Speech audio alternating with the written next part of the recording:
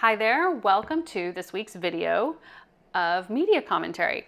So we've got an article from the Boston Globe. It's called 4 Myths That Helped Cause the Opioid Epidemic. This actually came out April 19th of 2023, and it's written by 2 doctors out of Washington University, professors and doctors. I believe they also wrote a book about the opioid epidemic and pain.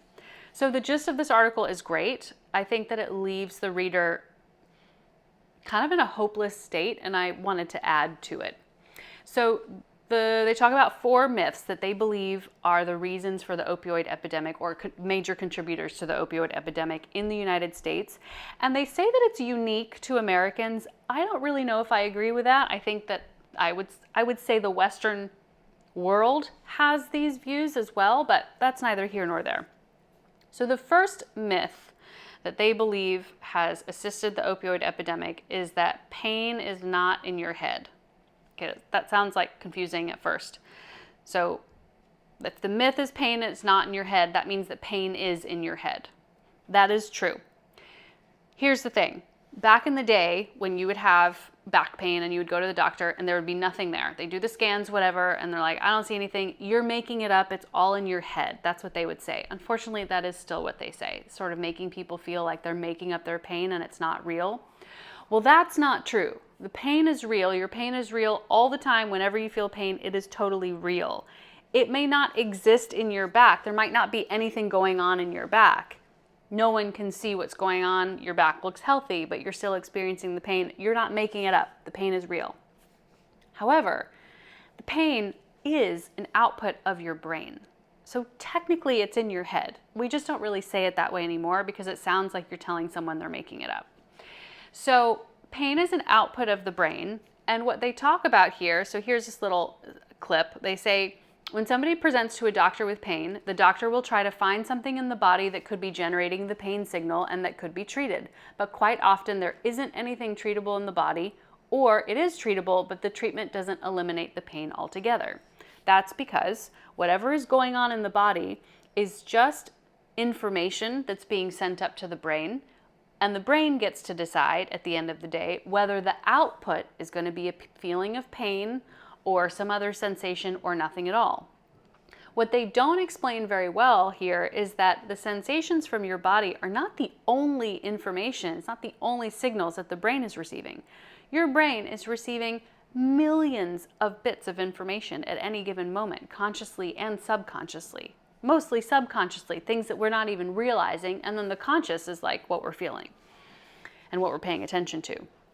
So what are all of those things that you're receiving input from? Well, everywhere in your body for one. So if something's going on in your shoulder, that's also going up to the brain and giving it a holistic picture of what's going on in your body at any given time.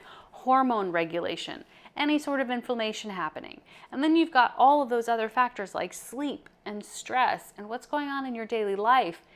History, past experiences. What are your past experiences with back pain? What about family members who have had back pain? What about things you've seen on TV about back pain? What about your friends who are taking certain medications with back pain?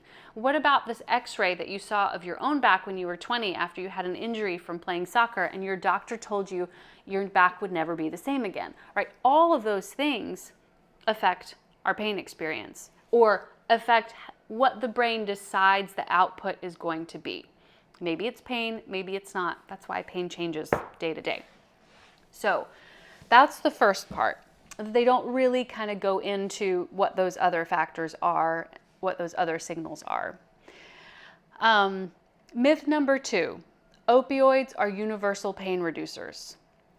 So opioids initially might work, but they actually, we know, and this is great, we know that the brain adapts to the drug and it starts to desensitize. It starts to become not sensitive to the drug, so it just actually increases the amount of pain that we have, potentially. Critics of this move claim, why has a cry gone up in the media protesting reductions in opioid prescriptions? Critics of this move claim that cutting back on opioid prescriptions will lead more people in chronic pain to resort to illicit opioids or even to take their own lives. but we know that people are taking their own lives because of the like devastation that is being addicted to the opioid. People with chronic pain, physical chronic pain, don't take their own lives at the same rate that people on opioids take their own lives. Also, people who are on opioids are less likely to be able to respond to behavioral changes. What are those behavioral changes? They're based on the factors that we talked about earlier in the first point. So sleep factors, stress, understanding the influence of our past experiences, what people have told us about pain, all of those things influence our pain experience, and we can use behavioral modifications to work with those. Really hard to do that when you're dependent on opioids. So they talk about that, which is great. Myth number 3, we have a right to pain relief. So their take, and I do think this is interesting, and I do agree that we have a right to be pain-free. I think there's a bit of a problem in that we expect to never be in pain. When we're in pain, it's like, oh my God, this isn't supposed to hurt. Pain is a part of life. Our bodies are not, I don't know, godlike machine. Well, maybe you think they're godlike machines. I don't know, but they're constantly changing and adapting and moving and all of those things. There sometimes will be a pain experience, sometimes not, but pain is part of life. And I do think we have a right to try to get chronic pain relief.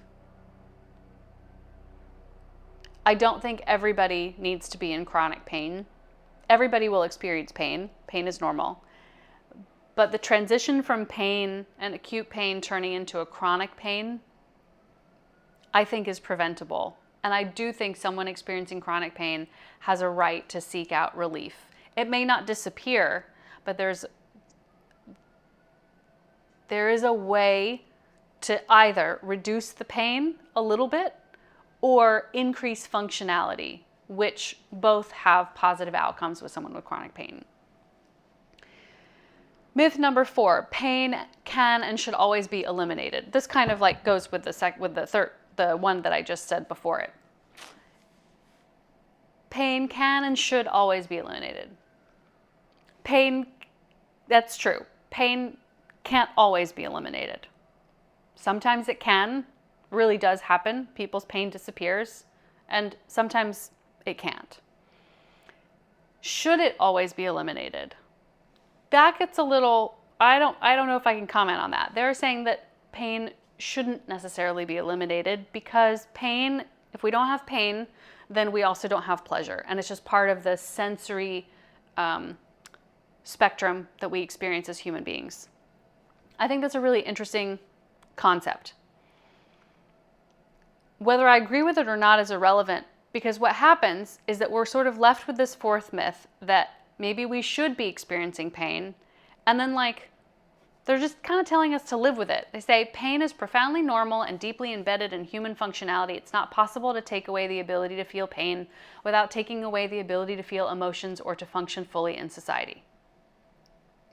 Even seemingly senseless chronic pain is a part of the brain system. Okay. So now what? You're going to take away opioids, and you're also going to tell millions of people that they should just you should actually just be in pain. That's how your body works. That's how the world works. You should be in pain. Get over it. That's really depressing. That's very unsatisfying. And I don't think it's a good outlook. Pain education has been proven to help people's pain experiences and help them reduce their pain. No, it may not be able to be eliminated, but educating people on the way that pain works actually changes their pain experience. And so if we have that education at our fingertips, we have a responsibility as healthcare providers to provide that information to alleviate people's experiences a little bit. We're not saying might get rid of your pain, although you might. But we do have a right, and we should have access to that information as people, especially since science has access to that information. So I think this article could have gone on a little bit about the importance of pain education and that pain is multifactorial, and there are things we can do to influence our pain experience for the better. And there are things that we might be doing that are influencing our pain experiences for the worse. And that's something that fluctuates throughout life, but we do have not complete control over it, but we do have some puzzle pieces that we can play with that can really change the outcome. That is all I've got. Please let me know in the comments if you agree, if you disagree, if anything is confusing. There is a link to the article. If you have the Boston Globe, you'll be able to access it. If you don't have a subscription, you won't be able to access it. But hopefully that was interesting and you learned something. And yeah, let me know. Till next time.